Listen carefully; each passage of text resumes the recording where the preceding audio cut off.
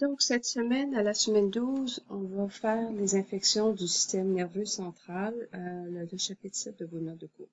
Alors, à la fin du cours, l'étudiant pourra préciser les effets des infections du système nerveux central, et les abcès aussi. Les abcès, c'est une complication des infections. Décrire les manifestations cliniques. Alors, qu'est-ce que le patient, là, les manifestations, qu'est-ce qu'il va faire au point de vue clinique? Et puis les différents types d'infections du système nerveux central et les abcès. Le livre de Villon ici, c'est excellent. Si vous voulez, j'ai les photocopies là, qui s'adressent à ce chapitre-là. Ils sont sur le site.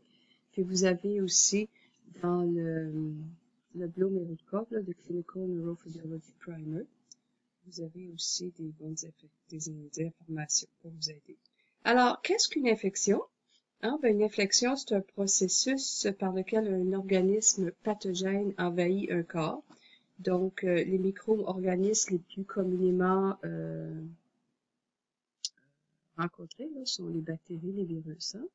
Il y en a d'autres moins fréquents, comme les fungus, les parasites, les vexéties et les prions.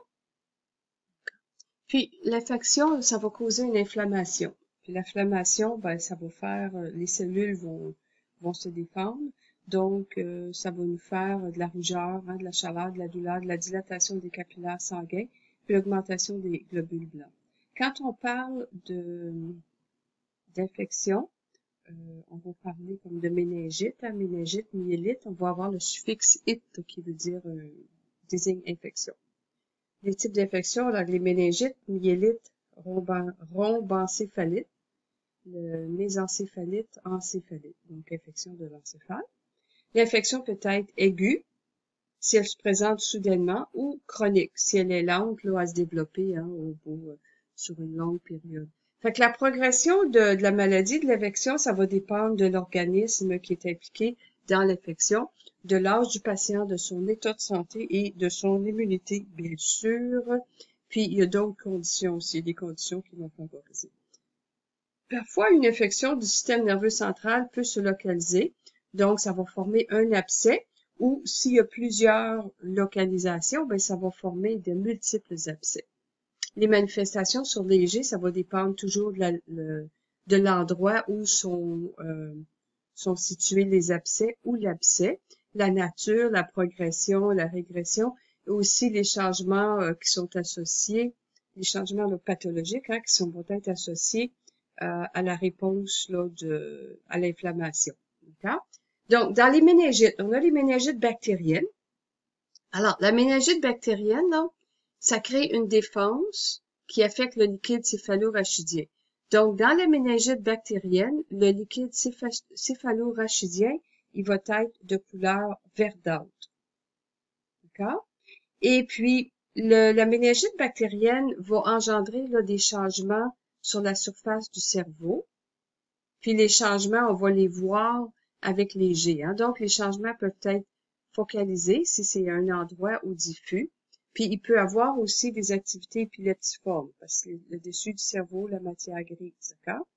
Si la méningite traitée est sans complication, là, les G vont revenir à la normale. D'accord? Donc, dans la méningite bactérienne, là, on peut trouver des ondes lentes diffuses, tout dépendant de la gravité de la tête. Puis, le ralentissement, là, c'est souvent plus important chez l'enfant que chez l'adulte. Donc, durant l'enregistrement, on va stimuler le patient parce qu'on veut avoir les changements. On veut voir s'il y a des changements d'état de conscience, surtout si le patient est plus ou moins conscient. On peut aussi avoir des activités épileptiformes si le patient présente des crises. Et puis, l'activité EEG devrait se normaliser 2-3 semaines après que le patient ait commencé à prendre ses antibiotiques. Ça va être après un traitement adéquat. Si la méningite se complique, même avec la prise d'antibiotiques, ça peut faire des lésions, ça peut faire des abcès. Puis là, ça peut provoquer des séquelles chez le patient. D'accord?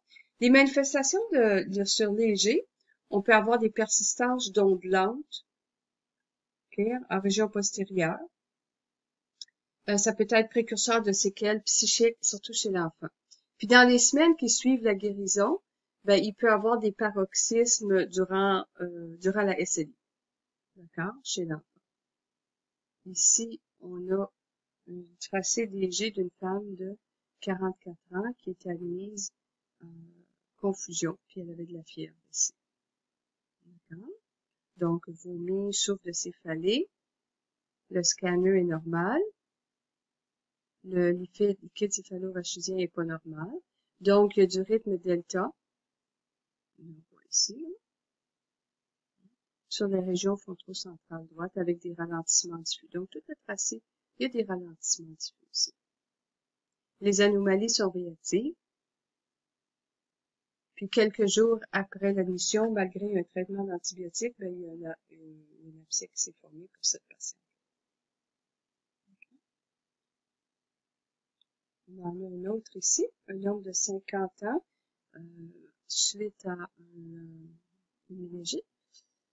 Ben, il y a un abcès qui s'est développé là, en région temporopariétale gauche. Donc, on voit les ralentissements ici à gauche.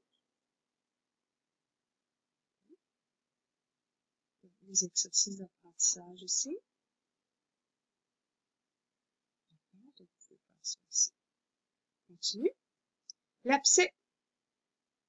Donc, les abcès, c'est le résultat d'une méningite à d'une complication, d'une infection. L'abcès, c'est une collection c'est un amas d'infections de pus qui est généralement bien localisé dans le cerveau. Alors, le premier traitement, ça va être l'antibiotique. Parfois, il faut que le patient subisse une chirurgie. Si le patient ne guérit pas avec les antibiotiques. Donc, les manifestations sont légères. Fait que dans le cas d'une chirurgie, sur le tracé post-opératoire, bon, on va avoir des activités ralenties autour de l'abcès. Hein, parce que les cellules, là, ils vont avoir été endommagées avec l'infection. Puis avec le temps, ben, l'anomalie, les ondes lentes, ils vont disparaître. Puis on peut avoir aussi, dans 50% des cas, là, de l'apparition d'activités épileptiques post-opératoires. Puis on peut avoir aussi de l'activité de volet au niveau de l'opération. Hein, c'est notre brief 2. D'accord? Donc, les premiers stages, les ralentissements diffus, où que l'abcès. Et puis quand l'abcès a été enlevé, on peut avoir des ondes lentes qui vont disparaître. Avec multiples abcès, d'accord, on peut avoir des foyers multiples, du delta polymorphe et aussi des plaides. La méningite virale. Si le patient est conscient, on peut avoir un EG normal ou une augmentation de l'activité de fréquence lente. Habituellement, ça va être normal. Les séquelles observées, surtout chez l'enfant, des complexes de points diffus à la SLI sans toutefois être accompagnés de manifestations cliniques. L'encéphalite, donc une infection de l'encéphale. Ça peut être bactérien ou viral, mais plus souvent viral. L'infection peut apparaître dans le parenchyme du cerveau, causant des changements anatomiques dans les tissus de support. Okay, ça, j'ai pris ça dans Vion. C'est bien expliqué dans Vion. Les cellules gliales, par exemple, peuvent se modifier, s'hyperplasier, proliférer et dégénérer. On peut aussi voir des dommages dans la matière blanche, la myéline entourant les axones. Certains dommages seront permanents, tandis que d'autres réversibles. Il faut se souvenir là, que les neurones détruisent, ils se remplacent pas. Donc, tout dépendant là, de l'étendue des dommages, on va avoir ça va affecter les manifestations neurologiques. Hein. Plus il y a de tissus, plus il y a de neurones d'endommagés, ben les déficits neurologiques ils vont être plus grands. Donc, les dégâts de l'infection vont affecter les manifestations cliniques hein, chez le patient. Alors, les changements de l'EEG sont plus prominents dans les cas d'encéphalite. C'est toute l'encéphale qui est affectée. Dans les cas où la matière blanche est atteinte, on retrouve du delta polymorphe arythmique. Si la matière grise des structures sous-corticales est atteinte, on aura du delta bilatéral, synchrone et rythmique. Puis, on aura souvent des crises associées à ce type d'encéphalite.